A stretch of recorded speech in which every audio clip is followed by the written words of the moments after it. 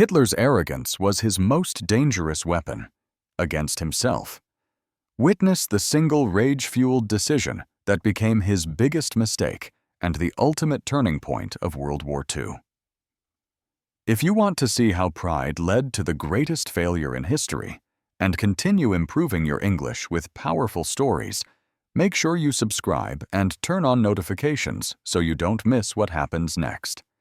But today, my friends, we are moving forward. Today, I bring you Part 2, the end of World War II. This is not just a story about war. It is a story of incredible courage, of great sacrifice, of terrible destruction, and finally, of hope.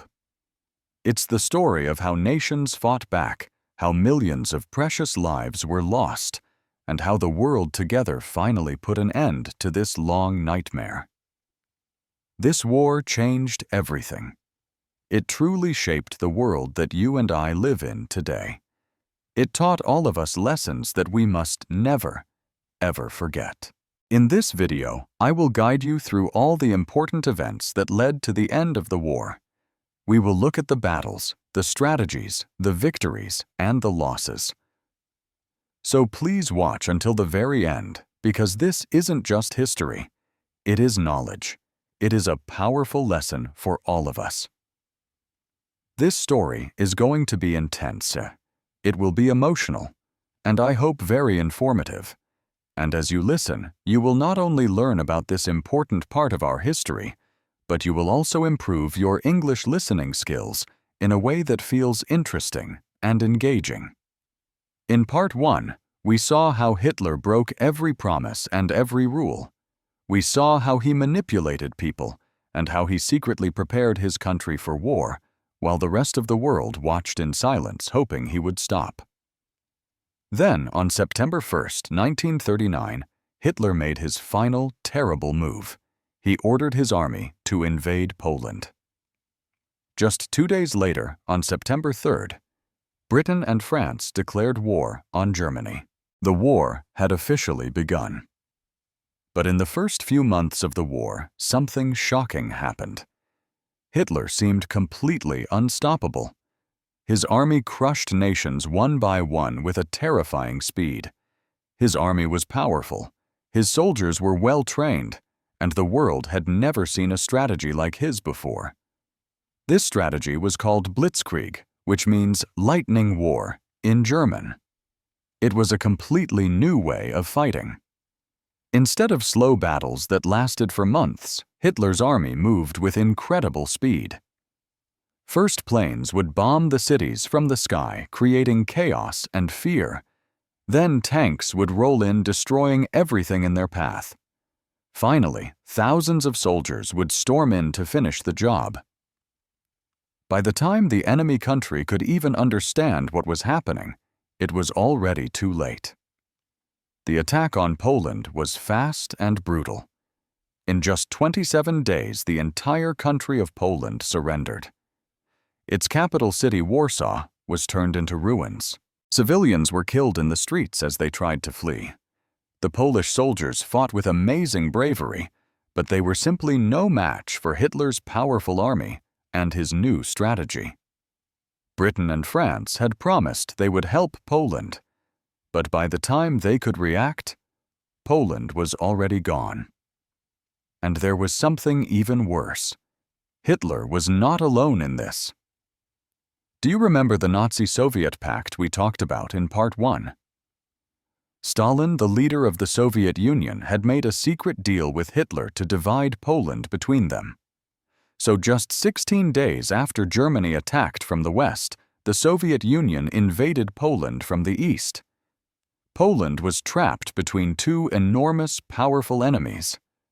It never really had a chance. By October 6, 1939, the country of Poland no longer existed on the map. The world was in complete shock. But Hitler was not going to stop there. From October 1939 until April 1940, a strange quiet fell over Western Europe. There was almost no fighting. This period was later called the Phony War, because even though Britain and France had declared war, they did very little. They were busy preparing their armies, waiting, and maybe even hoping that Hitler would be satisfied and stop. But Hitler had other plans. While Britain and France waited, Germany was secretly preparing for its next big attack. And then, in April of 1940, the silence was broken. On April 9th, Hitler launched a surprise attack on Norway and Denmark. Denmark surrendered in just 6 hours. It was one of the fastest defeats in military history. Norway tried to fight back bravely, but within 2 months it was also defeated. Now Hitler controlled both countries, which gave him access to important ports and natural resources. The world was finally starting to realize that this was only the beginning of his plan. Still, Britain and France were sure about one thing. They believed that Hitler would never be able to invade France. Why? Because France had what they thought was the strongest defense in the world, the Maginot Line. The Maginot Line was a massive wall of fortresses built along the border between France and Germany. It had huge guns, deep underground tunnels, and thousands of soldiers ready to fight. The French people believed that the German army could never ever break through it. But Hitler didn't even try. Instead of attacking the Maginot Line directly, he did something completely unexpected. He decided to go around it through the country of Belgium. On May 10, 1940, Germany launched a massive attack on Belgium, the Netherlands, and Luxembourg. The Blitzkrieg strategy was used again with devastating force. Planes bombed the cities and tanks rolled in at lightning speed. Soldiers stormed through quiet towns and villages. In just 5 days, the Netherlands surrendered. In 18 days, Belgium fell. Now the path to France was wide open. Then Hitler did something even more shocking. He sent a large part of his army through the Ardennes forest. The Ardennes was a thick, hilly forest in Belgium and France. The French military experts thought it was impossible for a modern army with tanks to pass through it. But Hitler proved them wrong. In just 5 days, German tanks broke through the forest and reached the French border. The Maginot Line was now completely useless. The German army had simply bypassed it. Now Hitler's army rushed towards the heart of France, towards Paris. The country was falling apart. As the German army moved deeper and deeper into France, hundreds of thousands of British and French soldiers found themselves trapped. They were in a small town on the coast called Dunkirk. They had their backs to the sea. If Hitler attacked them now, he could destroy the entire British army in one go. But then something unbelievable happened. Britain launched Operation Dynamo, a massive and desperate rescue mission. From May 26th to June 4th, 1940. Hundreds of British ships sailed across the English Channel to rescue the trapped soldiers. These were not just Navy ships. They were fishing boats, private yachts, and even small rowboats sailed by ordinary citizens. In just 10 days, these little ships saved over 338,000 British and French soldiers from the beaches. This event became known as the Miracle at Dunkirk. Even though Britain lost a lot of its military equipment, it had saved its army. And that meant it could continue to fight the war. But for France, there was no miracle. On June 10, 1940, the French government fled from Paris. Just 4 days later, on June 14th, German troops marched into the city. Paris, the famous city of lights and love, had fallen into darkness. And then, on June 22, 1940, France officially surrendered to Germany. Hitler had done what nobody thought was possible. He had crushed France in just 6 weeks. To celebrate his victory, Hitler did something to humiliate the French people. He forced them to sign the surrender document in the exact same railway carriage where Germany had been forced to surrender at the end of World War I back in 1918. It was Hitler's personal way of getting revenge. Now Germany controlled almost all of Western Europe. But one enemy still stood strong: Britain. And here, with almost all of Europe under his control, Hitler turned his eyes across the sea to that one last island standing against him. Imagine for a moment what that must have felt like for the people of Britain, to be the only ones left with such a powerful enemy just across the water. What do you think gives people hope in moments like that when everything seems lost? Let me know your thoughts in the comments below. I would love to hear what you think. Now Hitler was about to launch his biggest attack yet. It was July of 1940. Poland. Denmark, Norway, Belgium, the Netherlands, and France had all fallen to his army. Britain was the last major country still fighting against him. Hitler truly believed that Britain would soon surrender. After all, he had one of the strongest armies in the world. His soldiers were fearless, his tanks were unstoppable, and his air force, called the Luftwaffe, was the most powerful in Europe. There was only one problem for him. Britain is an island. Hitler could not just send his tanks into Britain the way he had done in France. The only way to defeat Britain was to first gain control of the sky. He had to destroy Britain's air force. This situation led to one of the most important battles in the entire war, the Battle of Britain. Hitler believed that if he sent thousands of his planes to bomb British cities, the people would become terrified. He thought they would beg their government to surrender, and without an air force, Britain would be weak and defenseless, allowing Hitler's army to invade. In July 1940, Hitler gave the order. Every day, German bombers flew over Britain, dropping thousands of bombs. Their main targets were airfields to destroy British planes before they could even take off. They targeted factories to stop Britain from building new planes. And they targeted radar stations. The British Royal Air Force, or RAF, was outnumbered. Germany had more planes, more pilots, and more experience. But Britain had one secret advantage: radar. Radar allowed the British to see exactly where the German planes were coming from long before they arrived. This meant that British fighter planes could be in the air ready and waiting for them. The battle in the skies was incredibly intense. Every day, there were dogfights, which are close-range air battles. Planes twisted and turned in the air trying to shoot each other down. Pilots had only seconds to react. In a flash, they were either victorious or their plane was falling from the sky. By August of 1940, the German Luftwaffe had almost won. The British RAF was close to breaking. And then something unexpected happened that changed everything. A German plane accidentally bombed a part of London instead of a military target. It was a mistake, but it had huge consequences. In response to this, Britain sent its own bombers to attack Berlin, the capital of Nazi Germany. Hitler was absolutely furious. He could not believe that British bombs had fallen on his city. He wanted revenge, so he made a terrible emotional decision. Instead of continuing to destroy the RAF's airfields and factories, Hitler ordered his air force to bomb only cities like London. This decision gave the RAF the time it desperately needed to recover. They repaired their damaged airfields, they built more planes, and they trained new pilots. By September of 1940, Britain was stronger than ever.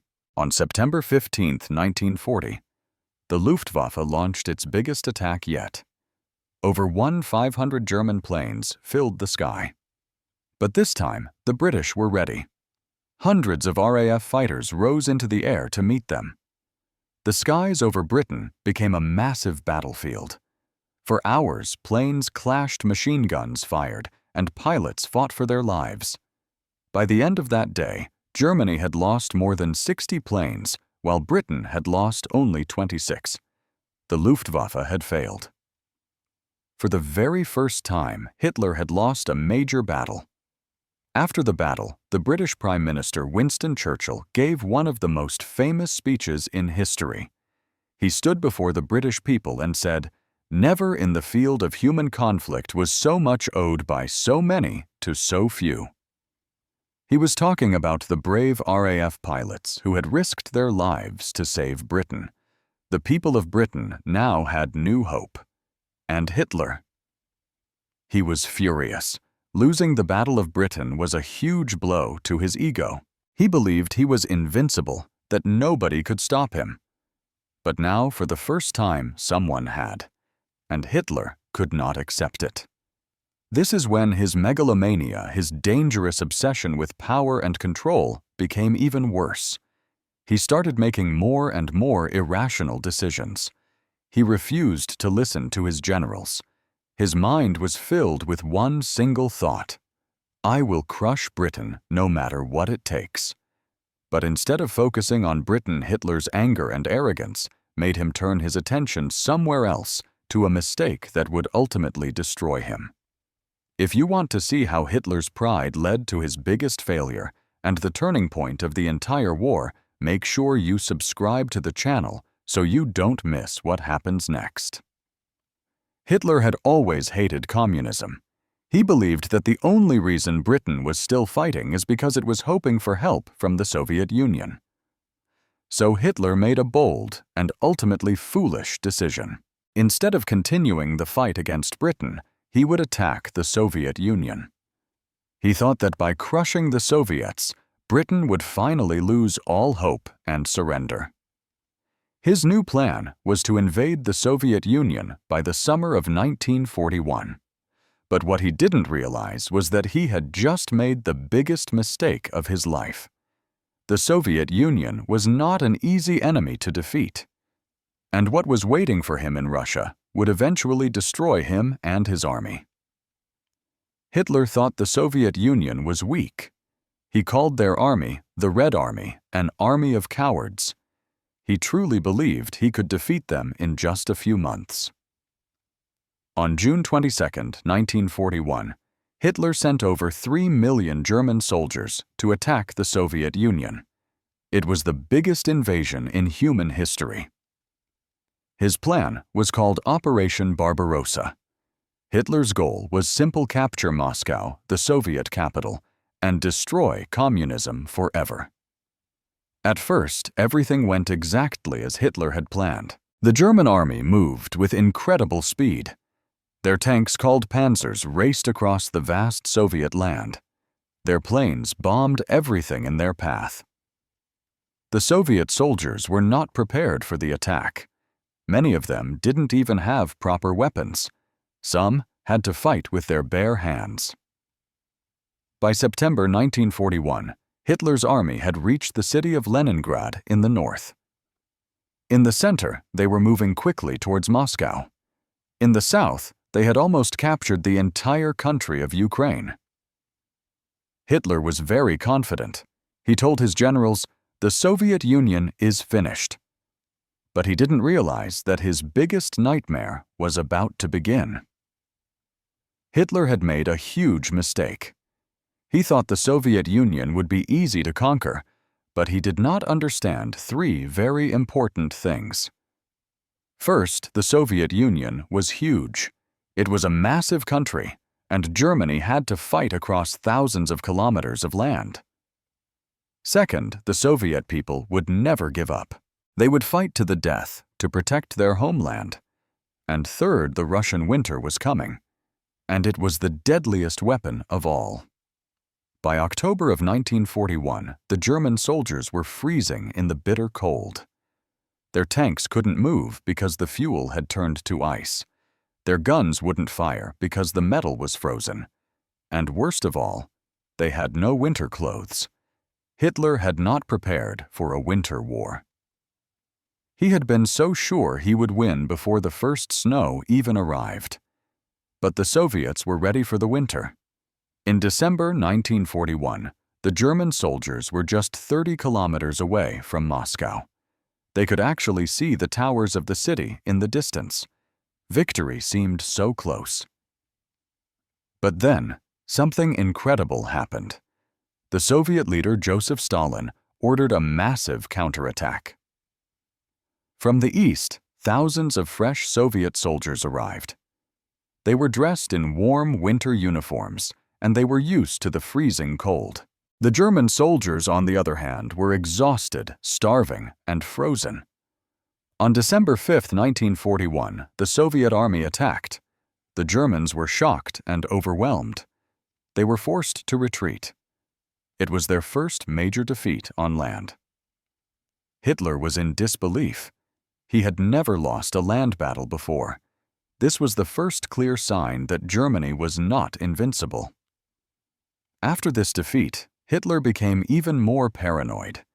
He stopped listening to his generals completely.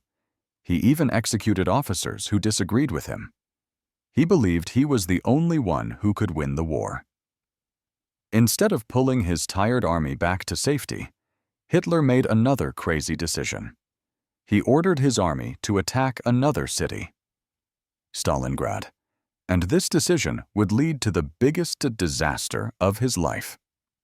Hitler wanted revenge for his failure in Moscow, so he chose to attack Stalingrad, a large industrial city in southern Russia. Why that city? It was mostly because the city was named after his enemy, Joseph Stalin. Hitler thought, if I destroy the city of Stalingrad, I destroy the name of Stalin. In August of 1942, Hitler sent over 1 million soldiers to capture the city. At first, it looked like Germany would win easily. The Luftwaffe bombed Stalingrad without stopping. The city was on fire. It looked like hell on earth. The German army entered the city and started fighting in the streets. They thought the Soviets would surrender quickly, but they were very wrong. The Soviet soldiers refused to give up. They fought for every single building, every street, and every room.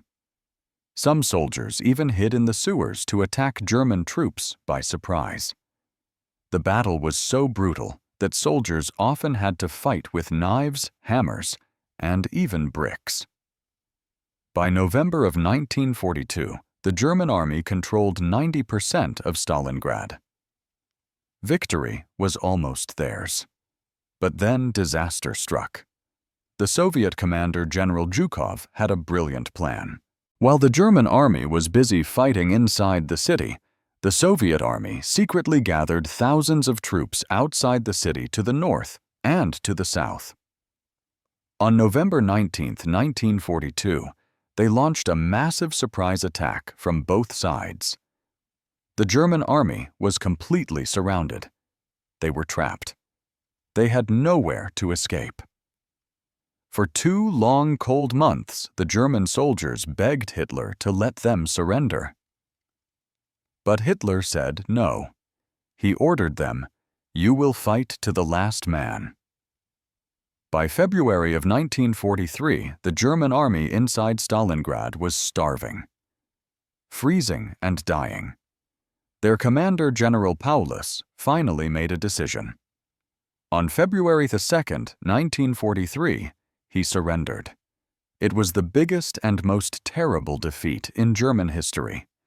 The Battle of Stalingrad was the great turning point of World War II. Before this battle, Germany had almost always won. After this battle, Germany started losing. Over 800,000 German soldiers were killed or captured. The Soviet Union had proved that Germany was not unstoppable. And Hitler? He was humiliated. He became even more disconnected from reality. But the worst part for him was that now the entire world knew he could be defeated. And soon, the Allies would start planning the attack that would destroy him forever. Hitler was no longer the invincible dictator he thought he was. He was losing, and the whole world knew it.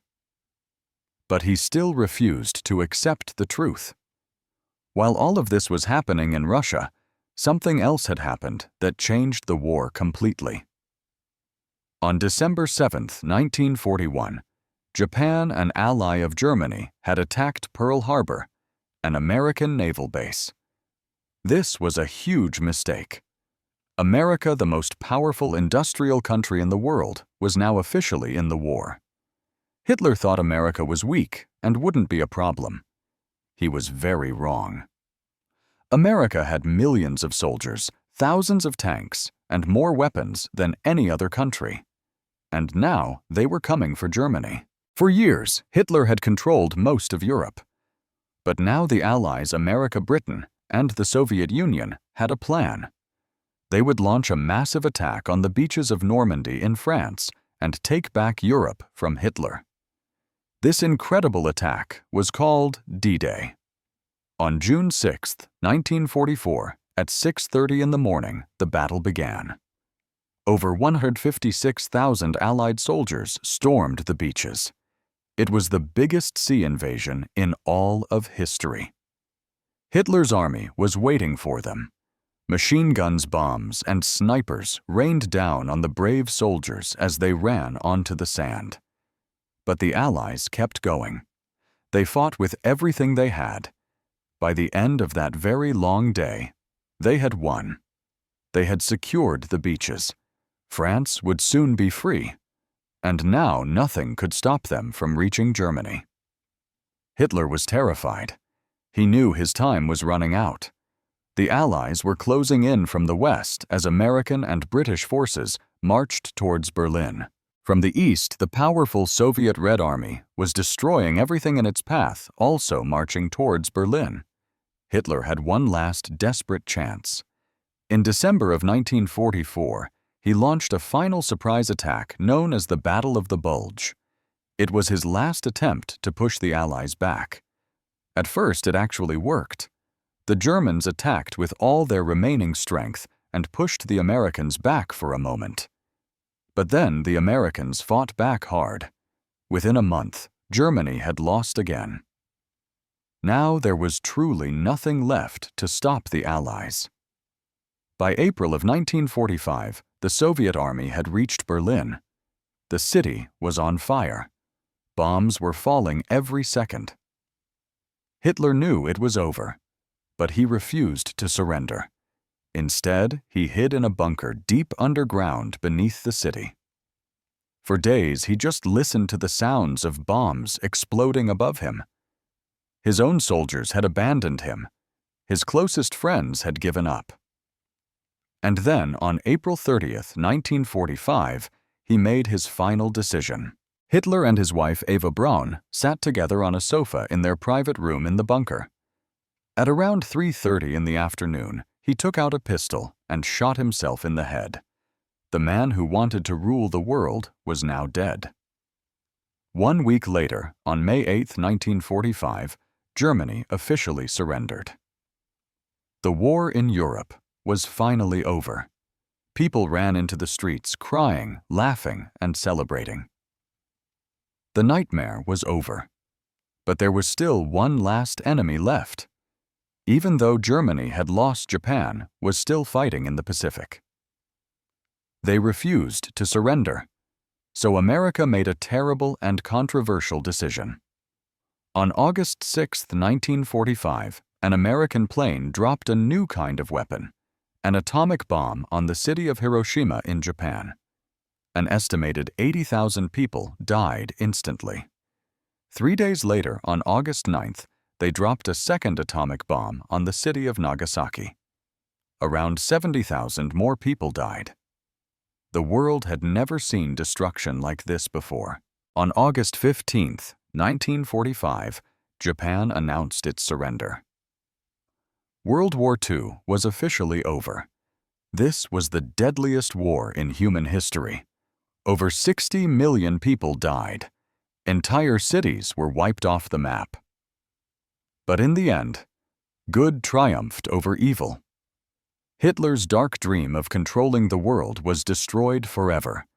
The world had learned a powerful lesson. No dictator can rule forever. No evil can stand against the power of unity. No matter how dark the world seems, light will always find a way. And that is where our story for today concludes. This one was a real journey, wasn't it? It's a story with so much sadness, but also so much courage. I am so curious to hear your take on it all. What were your final thoughts as the story ended? Do you have any lingering questions about why a character did what they did, or about a particular event? Please leave all your opinions, your feelings, and your questions in the comments below. If a part of this story about courage and hope resonated with you, feel free to share it with someone who might appreciate it. I truly love reading all your comments and building this wonderful conversation with all of you. Thank you for listening and for learning with me.